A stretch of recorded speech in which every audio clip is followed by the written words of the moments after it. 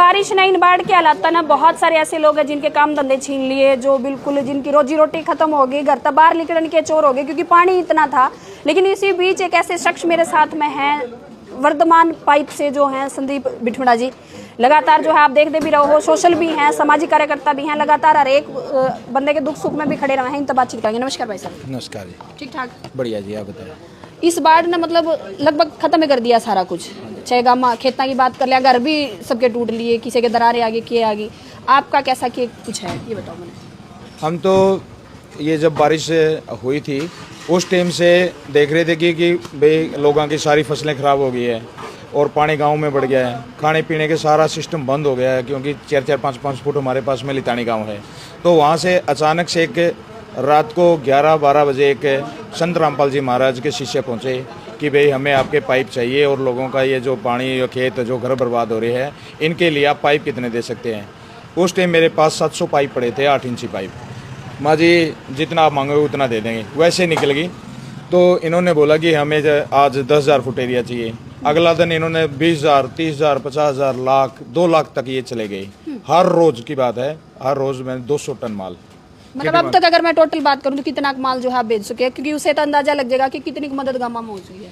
आज Varthaman pipe factory से जितना पाइप जा रहा है, 32 फैक्ट्रियाँ, मेवाड़ा, फतेहाबाद, रतिया, जलंधर तक का पाइप मैंने मंगवाया है और आगे संत रामपाल जी के चरणों में दिया है। उन्होंने गाँव की सेवा करी है। हर रोज़ 6-7 गाँवों में जितना मांगते हैं उससे ज़्यादा देते हैं। गांव वालों को कभी कुछ कभी कम मांग लिया या उसको पता नहीं कि कितना माल चाहिए, तो ये खुद फिर सर्वे करवाने लगे। संत रामपाल जी महाराज की टीम सर्वे करने लगी कि भाई इस गांव को कितनी ज़रूरत हो सकती है। कई बार हिचकिचाती हुई वहाँ पर पंचायत गई है तो इन्होंने सीधा संदेश दिया भाई कितना भी माल लो, लेकिन शर्त एक है कि भाई गाँव में जाकर के ये पाइप पड़े रहे हैं या इनको दबाना नहीं है। तो उन्होंने ये बोला कि भाई इनको दबाओ और परमानेंट दबाओ, आपसे वापस नहीं लिए जाओगे। तो कुछ गांव में पाइपों का वजह से पत्तियों के हिसाब से बंटवारा कर देते, एक एरिया में पानी एक में नहीं है, वो गलत हो गया था। इस करके ये शब्द पत्र देने लगे हैं और ये जायज़ है। इतने पैसे का माल है कि गाँव का 40-40, 50-50 लाख का माल चला जाता है। ये आज जैसे 96 में था, कल तालू दिनाना में था। दिनाना में 10,000 रुपये की 10,000 फुट का माल की डिमांड थी, तो वहाँ पर 14,520 फुट सर्वे के हिसाब से वहाँ भेजा गया। मोटर है, बहुत बड़ी बड़ी मोटरें हैं, स्टार्टर है, कुछ भी सामान लेके नहीं आना, नट पेच जैन सब कुछ ये देते हैं। इन्होंने तो उठा करके दबाना है। ऐसे संत 42 साल के हो गए, हमें तो नहीं देखे और हमारे बिल्कुल पास में थे। जब हमारे पास रह करते तब हमें अनुभव नहीं था कि ये ऐसे नेता तो मिलते नहीं। नेता की जो बात करा या बाबे की बात करा, कथा के तो कई लाख ले, लेकिन हाँ 1-2 बार इस संत रामपाल जी के जो बरवाड़ा है जो आश्रम है उसमें जाने का मौका मिला था। अच्छा तब भी लगा था, तब सुनी सुनाई बातों पर हम भी ऐसे ही बोलते कि जैसे समाज बोलता था, लेकिन करीब से आकर के आज देखा है, उनके विचार सुने हैं, देखे हैं और जो बहुत सेवा भाव है। और कितने संत हैं हमारे देश में, कोई आगे नहीं आ रहा।